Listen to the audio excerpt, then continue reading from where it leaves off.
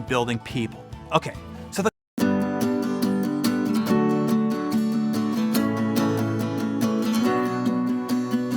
Good morning, Darren Daly. So this morning, I'm going to share some advice with you that I recently gave one of our elite HPF members. Now, this guy is a very seasoned and successful CEO of a big and transformative enterprise that's stirring up the financial industry in a big way. I tell you that bit of information to help you realize if he feels this way, and as you will hear, I also feel this way, then take comfort in knowing if this ever happens to you and you ever feel this way too, then well, just know that you are normal. And this is the high price of leading and building people. Okay, so the question he wrote me to ask was, how do you deal with the resignation of an A-team member on an emotional level when it just feels like betrayal? I responded with, I feel your pain. I mean, myself, having been given up by my mother at 18 months old, I'm sure I've got abandonment issues. And this is why loyalty is such a huge issue for me in all my relationships, be it my friendships, my marriage, of course, and sometimes maybe even more painful because we've been through the hellfires and back together, the brothers and sisters in arms in my business organizations. It is why when somebody leaves me, I mean my team, I am pained disproportionately. It hurts much more than it probably should in all practicality. It feels like a personal violation, like a personal assault. And of course, it isn't.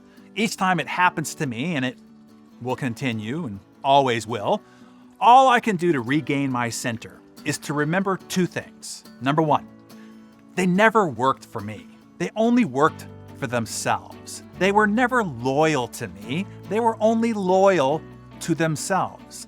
It's important to remember, without malice or judgment, that everyone is 100% selfish. Of course they are. They are self-focused, self-driven, self-centered. It's impossible for them not to be. It's how they have to operate to survive. All human beings have objective biological and psychological needs, and one's actual interests are driven 100% entirely by those needs. And it is childish for me to have forgotten and to have thought or expected otherwise. Now, I know this might not sound inspiring, but it is very sobering. It reminds me that I couldn't have lost something because I never had it. Instead, I was projecting my wounds, my needs, my conditions onto them. And that is actually unfair and immature to have done so to begin with. Here's number two. Life is a flowing river. People will come in, they will go through, and they will go out of your life.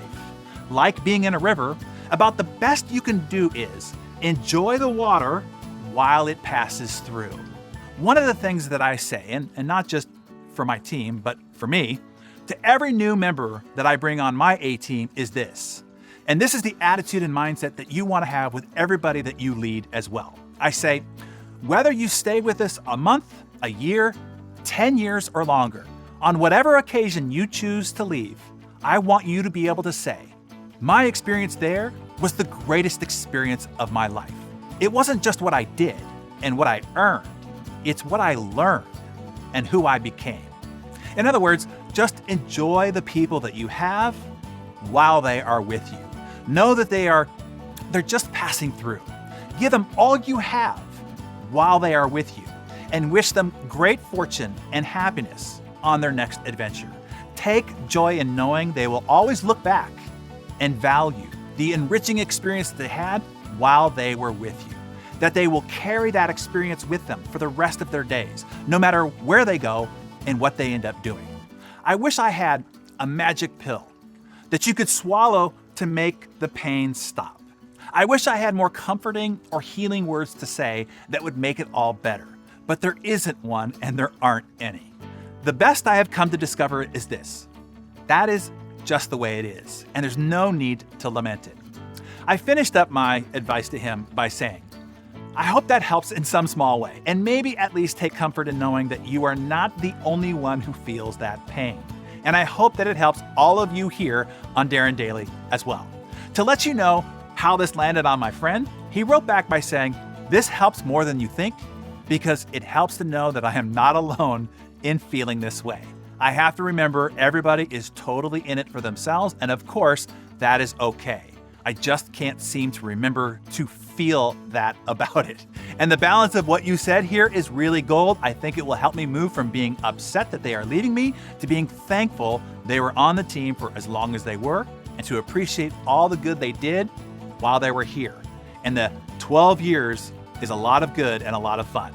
So to wrap this up, I've often said the most wonderful and soulfully rewarding aspect about leading and building a team is the people. And the most horrible and soul-crushing aspect about leading and building a team is the people. And like all great dichotomies in life, you have to take one with the other. Just don't let it keep you from bringing your full heart to the process. So Darren Daily friends, share your reflections and experiences on what we've discussed today in the comments below. And once again, I'd be remiss if I didn't act as your fearless leader and advise you, if you are not already with us on the hero's journey, first off, WTH. And secondly, get on board right now. You'll have this weekend to catch up before next week's first live Q&A mentoring session.